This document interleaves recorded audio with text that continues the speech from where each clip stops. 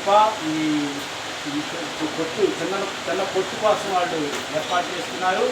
దేవుడు మరి అన్ని విధాల విధంగా సహాయం చేసి ప్రార్థన చేసుకొని పొట్టు ఓపెనింగ్ చేస్తారు. పరమ తండ్రి పరిశుద్ధుడా నీకు వందనాలు. భూమికి పునాదేసిన దేవుడము నీకు స్తోత్రాలు. లోకము దాని నివాసములు యెహోవాయే అని మీరు సెలవిచ్చారు.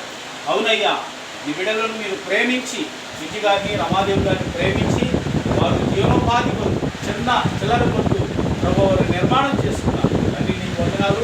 నిర్మాణం చేయడానికి కూడా మీకు కృప అనుగ్రహించారు. ప్రభు నీకు స్తోత్రాలు. ఈరోజు ఆయన ఆదివారము ఆయన సమయంలో ప్రభు ఇక్కడ చిన్న పొట్టుని ప్రార్థనాపూర్వకంగా ఓపెన్ చేయడానికి మీ కొరకు అనుగ్రహించడానికి వందనాలు. ప్రతి విధమైన అడ్డు ఆటంకాలు దూరపరచండి.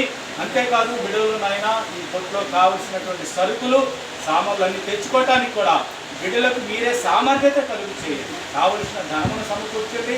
అలాగే వ్యాపారం చేసి మీ కుటుంబాలను మీరు పోషించుకోమని కూడా మీ లేఖనాలు సెలవిస్తున్నారు. వ్యాపారం చేసి మీరు ధనము సంపాదించుకోండి అని మీ లేఖనాలు సెలవిచ్చినట్లుగా ఈ చిన్న వ్యాపారం ప్రభా బిడ్డలకు వారికి దీవెనకరముగా దేవుడు దీవించునుగాక.